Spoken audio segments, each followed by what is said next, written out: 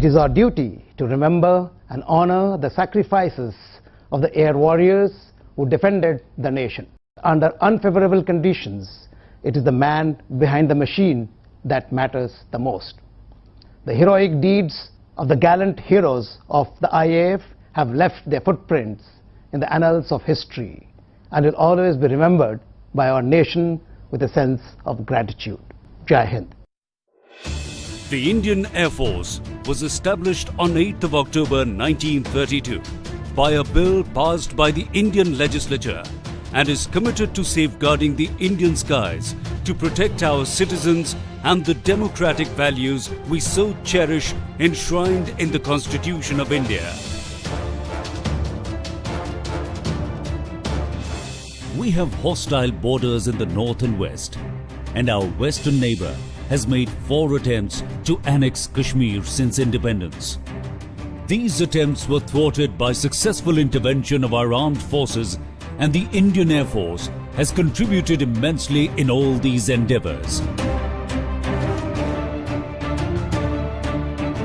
The Indian Air Force, right from the beginning, proved its mettle.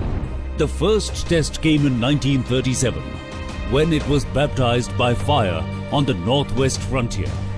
And 4 years later, it was pressed into action in the Burma campaign in World War II, where it played a major role in defeating the invincible Japanese forces.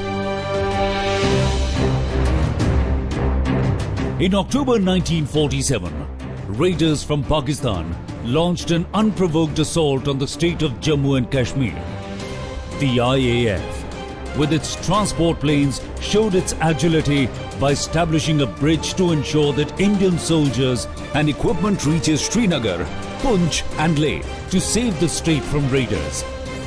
The transport planes saved the day and continue to be the backbone of the IAF even today. Then came the Sino-Indian border conflict of 1962, which saw the IAF fulfill its limited role of providing transport and logistic support to our troops all along India's Himalayan borders. Air power was not fully utilized in an offensive role in 1962 ops. Many historians feel that had Indian Air Force been used to its full potential, the outcome might have been different. Again in 1965, the enemy made another unsuccessful attempt of threatening the peace at the borders. Although the adversary was armed with modern air weapons, the Indian Air Force gave a befitting reply and the threat was neutralized by the brave armed forces of India. The 1971 conflict was the Indian Air Force's hour of glory within the first few days of war. The IAF gained a favorable air situation over West Pakistan in quick time, which was exploited by the Indian Army in the crucial battle of Chamb and Longewala.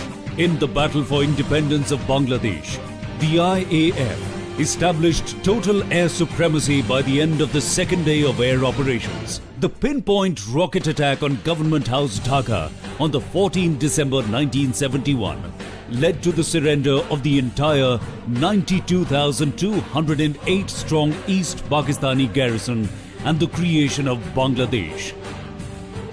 In the Kargil conflict, the IAF played a key role in evicting the firmly entrenched intruders by carrying out precision strikes on enemy locations on Tiger Hill and Munthud Halu. These strikes caused severe psychological degradation and paved the way for the final assault by the Indian Army. This was a joint operation at its best. As first responders, the IAF has proved itself in the face of any natural disaster, calamity, accident or contingency with swiftness, which has afflicted the nation and abroad.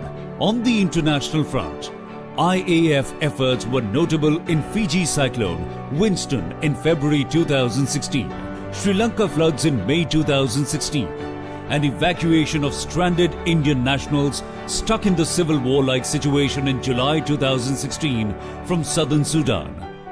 On the domestic front, the IAF responded promptly during Chennai floods in December 2015, a rescue mission by saving soldiers at 23,000 feet from Siachen avalanche by the helicopter pilots and Uttarakhand forest firefighting in April-May 2016.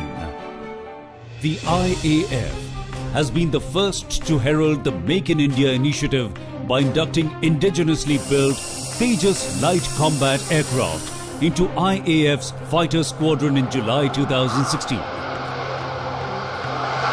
The integration of the BrahMos air-to-ground missile on the Su-30 MKI is a proud achievement of Indian scientists and defence industry. The indigenously developed long-range air-to-air Astra missile, firing by Su-30 MKI combat aircraft, is also a major step in missile aircraft integration. It has the capability to engage and destroy aerial targets with high maneuverability and supersonic speed. The indigenous light combat helicopter being built by HAL is armed with Helena missile, guns and rockets, and it would be a lethal platform against enemy tanks and troops. The key to build and maintain effective air power requires periodic upgradation of inventory.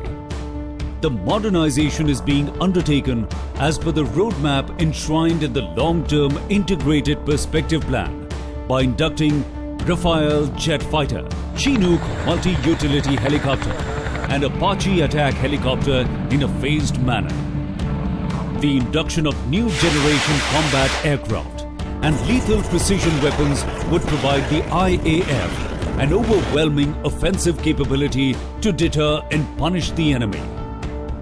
To counter sub-conventional threat on our bases, the IAF has embarked on construction of integrated perimeter security system having smart fence, surveillance system, thermal cameras, motion detectors and a central command and control center.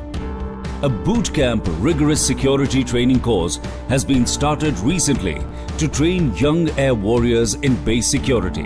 The IAF has truly progressed ahead in the Digital India campaign and has a well-established integrated materials management online system and operationalized electronic maintenance management system. Another glass ceiling was broken by paving the way for women in combat roles, and soon women pilots would be joining the fighter squadrons of the IAF. 3 women IAF officers are undergoing training on Hawk, an advanced jet trainer, for a year before they fly supersonic fighter planes. This year, the IAF has participated in bilateral foreign exercises abroad at Alaska in USA for exercise Red Flag in May 2016 and at Doha in UAE for exercise Desert Eagle 2 in June 2016. Su-30 MKI, Jaguars, IL-78 tankers and C-17 strategic airlift aircraft of the IAF took part during the exercise. Such exercises provide operational exposure and mutual exchange of ideas on mission planning and execution in simulated high-threat combat environment and demonstration of air power capabilities. Recently, the IAF had successfully accomplished its firepower demonstration at Pokhran, showcasing capability to punish and deter. The upgraded Advanced Landing Ground ALG at Pasighat in Arunachal Pradesh was inaugurated with the landing of a frontline fighter jet Su-30 MKI, signaling reach and air dominance in the eastern sector. The IAF has embarked on an ambitious reconstruction plan to upgrade 8 ALGs at Walong, Zero, Along, Mechuka, Pasighat, Tooting, Tawang and Vijayanagar. The IAF lays stress in providing the best quality of life to its air warriors through organized games, sports and adventure activities. All this is ensured through better living infrastructure and state-of-the-art sporting facilities so as to keep air warriors physically fit and mentally agile. Sports is a way of life in armed forces. It is our endeavor to create an atmosphere of sporting culture. Way back in 1960, late Air Marshal Subrata Mukherjee laid the foundation of Subrata Cup Tournament, a football event for school children. The IAF has been hosting the tournament for more than 5 decades without a break, and it has contributed in the growth of Indian football by giving rise to stars like Bhaijang Bhutia, Shyam Thapa, Bijain Singh, Robin Singh, Jackie Chand Singh and Nirmal Chetri among many others. For such sterling contributions, the IAF has received Rashtriya Khel Protsahan Puraskar on 29th August 2016 by the Honorable President of India, which is the recognition of IAF's continuous efforts in the sports field over a period of time. In fact, the IAF had gone a step ahead in 2011 itself by introducing Under-17 Girls Football Tournament so as to promote gender equality and empowerment of women. The man behind the machine is the key factor.